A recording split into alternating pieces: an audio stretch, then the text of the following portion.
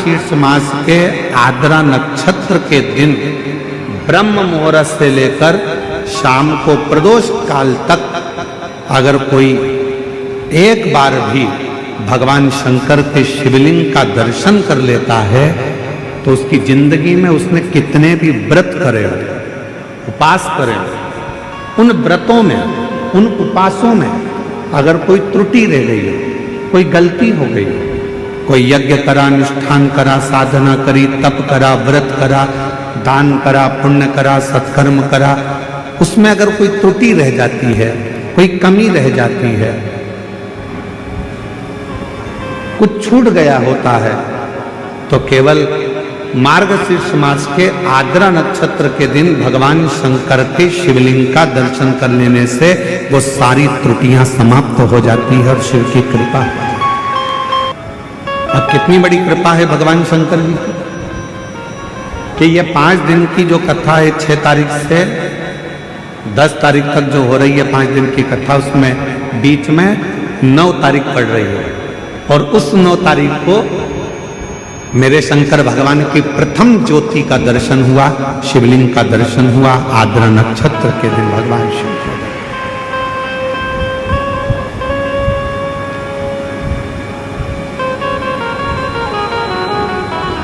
हम निवेदन करेंगे सभी सनातनियों से, सभी शिव भक्तों से, चाहे आप राम जी की आराधना करते हो, चाहे आप भगवान ब्रह्मा की आराधना करते हो, चाहे आप कृष्ण की आराधना करते हो, चाहे आप किसी भी देवी देवता की आराधना करते हो, पर 9 नवंबर आद्रा नक्षत्र के दिन मार्गशीर्ष मास के अंतर्गत 9 नवंबर को आद्रा नक्षत्र में शंकर जी के मंदिर में जाकर दर्शन एक बार अवश्य करो और भगवान शिव की कथा का रसपान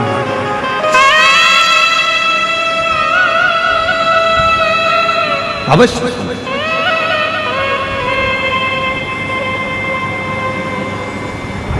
और शंभु शरणे मांग घड़ी दुख काटो दया कर दर्शन। शिव की आराधना का सुख कहीं ना कहीं भगवान ऐसी कृपा करता है, शिव ऐसी करुणा करते हैं, भगवान शंकर ऐसी दया करते हैं, ऐसी कृपा कर देते हैं कि आपको शिव अपनी ओर खींच लेते हैं। यह मार्गशीर्ष मास एक ऐसा महीना है जिस महीने में आद्रा नक्षत्र के समय शिव महापुराण की कथा कहती है कि आद्रा नक्षत्र में ब्रह्मा और भगवान विष्णु दोनों ने भगवान शंकर की दिव्य ज्योति शिवलिंग का प्रथम दर्शन किया था। ऐसा पवित्र मास मार्गशीर्ष मास।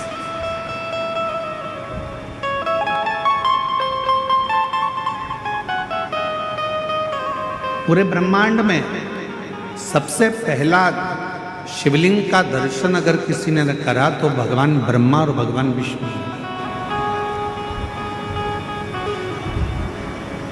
और इसी मार्गशीर्ष मास में जिस महीने में आप कथा सुन रहे हैं,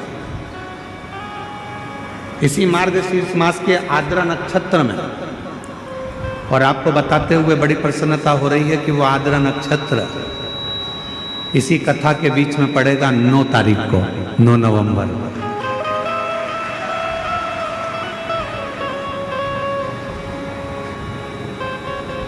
अब लगता है ना कि कवर्धा वालों ने कोई ना कोई ऐसा पुण्य जरूर करा है कि भगवान शंकर की कृपा तो हो रही है, साथ में ब्रह्मा की और नारायण की कृपा भी इन पर हो रही है, जो आद्रा नक्षत्र के समय पर ये पवित्र कथा को श्रवण कर।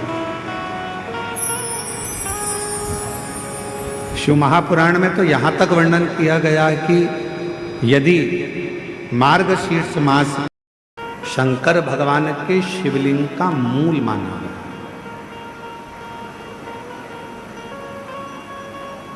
कभी अगर आप लोग द्वारका जाएं तो गोवत्स तीर्थ का दर्शन अवश्य करें। जहां पर भगवान शंकर के शिवलिंग में नंदी की प्रतिबिंबता दर्शित होती।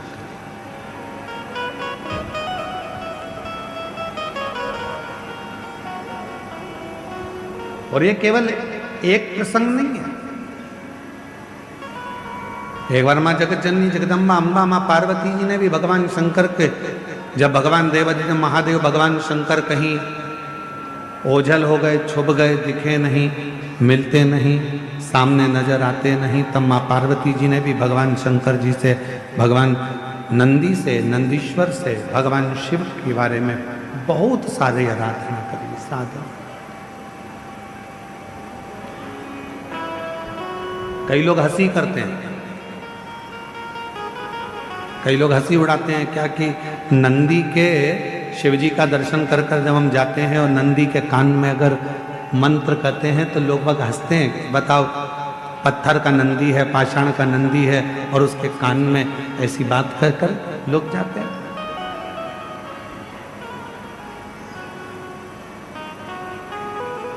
शिव महापुराण की कथा कहती है, अगर किसी नारी का गर्भ 2-3 महीने का होकर या 2-4 महीने का होने के बाद अगर गर्भ अवर्षण हो जाता है, बच्चा नहीं दे पाता है, फिर बच्चा ठहरता है, फिर बच्चा चले जाता है, गर्भ ठहर ही नहीं पाता है, उस नारी को नंदीश्वर महादेव का स्मरण करना चाहिए।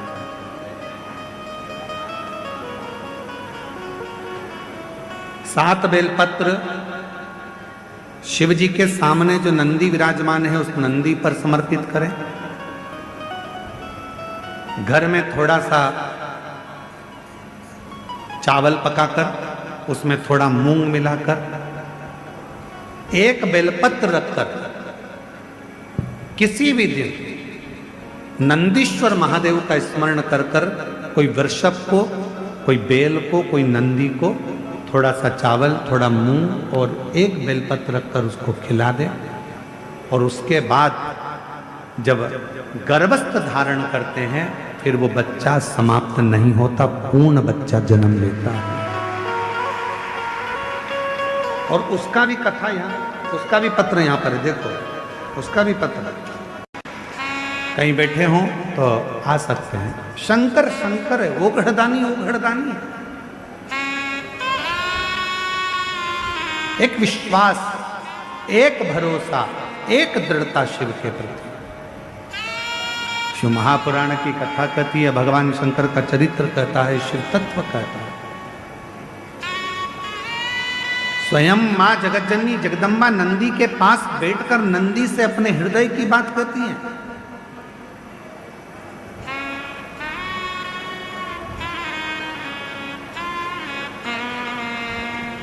स्वयं जगतजननी जगदम्बा अम्बा मां पार्वती जी नंदी के पास बैठकर शिव की चर्चा करती हैं। इसलिए निवेदन है, यदि कभी मौका लगे आपकी जिंदगी में, कभी जीवन में अगर ऐसा लगे कि बहुत दुख है, बहुत तकलीफ है, बहुत कष्ट है, एक बेलपत्र अपने हाथ में रखो, उल्टे हाथ में, सीधे हाथ से उस बेलपत्र पर अपना हाथ रखिए, नंदीश्वर महादेव का स्मरण करिए, 7 बार श्री शिवाय नमस्तुभ्यम कहिए। फिर उस बेलपत्र को सीधे हाथ में रहकर, जो नंदी शिवजी के मंदिर में है, दोनों सींग है, उस सींग के ठीक पीछे नंदी का उभरा हुआ भाग है, उस भाग पर नंदीश्वर शिवलिंग का स्मरण कर कर बेलपत्र को चढ़ा दो। इस टंडी का भाग पूंछ की ओर होना चाहिए, पत्ते का भाग मुख की ओर हो। और उस बेलपत्र को बाबा के चढ़ाकर, कितना भी दुख हो जिंदगी में, कितना भी कष्ट हो, नंदीश्वर महादेव का जब स्मरण आप करने लगते हो तो धीरे धीरे वो दुख कटना प्रारंभ हो जाता है, शिव हाथ पकड़ना प्रारंभ होता है। नंदीश्वर शिव ओघड़दानी है।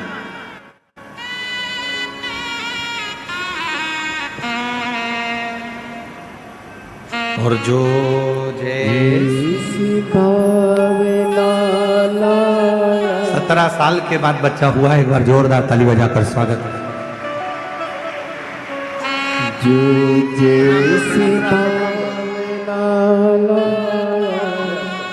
वो वैसा ही फल पाया, नहीं खाली उसे लौटाया, वो मन ही मन हर्षाया, और कर दिया माला माल काशी वाले ने, लुटा दिया भंडार काशी वाले पर चढ़ा। शिव कृपा जो जैसी भावना लाया वो वैसा ही फल पाया, नहीं खाली उसे लौटाया, वो मन ही मन हर्षाया, और कर दिया माला माल काशी वाले ने, लुटा दिया भंडार काशी वाले ने, लुटा दिया भंडार काशी वाले ने, लुटा दिया भंडार काशी वाले ने, ओ कर दिया माला माल काशी वाले ने, लुटा दिया भंडार काशी वाले ने। जो जिस भावना से आया, जिस भाव से। राजन बलाहक राजा से सैनिक कर रहे, हिरण के झुंड में एक गाय का बछड़ा, गाय का बछड़ा बाण मत चला, वो गाय का बछड़ा मर जाएगा। तुमने बाण छोड़ा, मान लो हिरण को नहीं लगा और गाय के बछड़े को लग गया तो गाय का बछड़ा तो मर जाएगा, गाय के बछड़े के तो प्राण छूट जाए। बाण नहीं चलाने। राजा बलाहक के मन में आया, हिरण के झुंड में और गाय का बछड़ा, हाँ उसकी मां नहीं है क्या? गाय की बछड़े की माता नहीं है क्या? नहीं, बछड़े की मां गाय माता तो नहीं दिखी, गौ माता तो नजर नहीं है, पर बछड़ा जरूर दिखता है। चलो मैं चलकर देखो। बलाहक राजा आए और बलाहक राजा ने हिरण के झुंड को जो देखा तो हिरण का झुंड भागते भागते भागते भागते पेड़ों की छांव में झाड़ी में जाकर छुप गया। गाय का बछड़ा भी उसी में जाकर छुप गया। गाय का बछड़ा।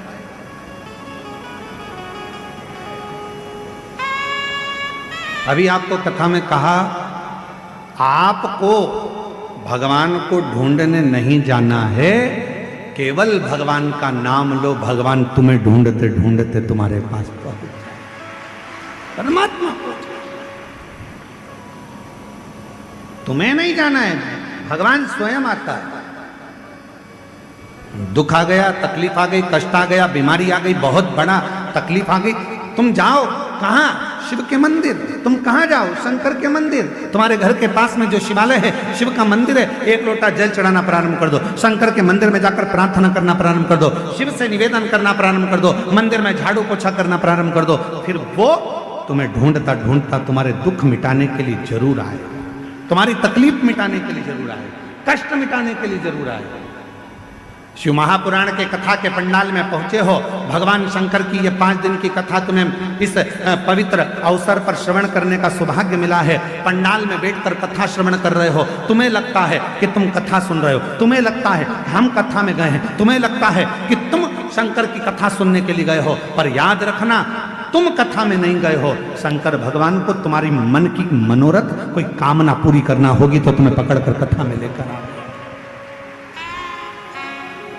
उसकी आपकी मन की इच्छा पूर्ण करना होगी तो परमात्मा आपको यहां लेकर आ गए। एक पत्र है, देखिए।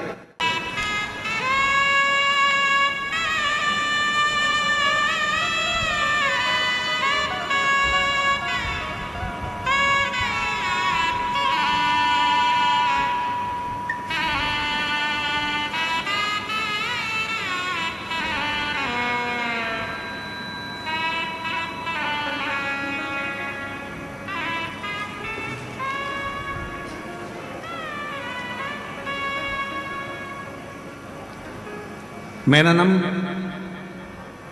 आज भी विराजमान, बछड़े का शिवलिंग आज भी विराजमान। और मुझे ऐसा लगता है आप लोगों में से कोई ना कोई द्वारका गए होंगे, द्वारका गए होंगे तो वो गोवत्स तीर्थ भी गए होंगे। गए आप लोग दर्शन करने द्वारका? कौन कौन गए? जरा हाथ उठाओ जरा। द्वारकाधीश के दर्शन करने द्वारकापुरी आप गए हो? गोवत्स तीर्थ गए हो? गए हो? अरे वाह, प्रणाम, आपके चरणों को नमन करते हैं। गोवत्स तीर्थ आज भी वहां पर विराज गोवत्स।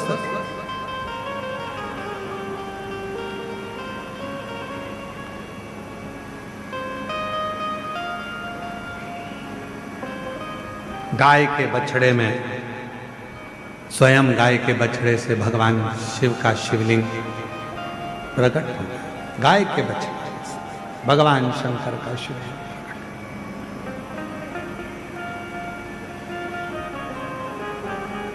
राजा ने विचार करा अब इसको लेकर कैसे, शिवलिंग का दर्शन राजा कर। और शंभु शरणे पड़ी मांगू घड़ी रे घड़ी दुख काटो दया करी ने दर्शन आपो शंभु शरणे पड़ी मांगू घड़ी रे घड़ी दुख का। उमा संहिता कहती है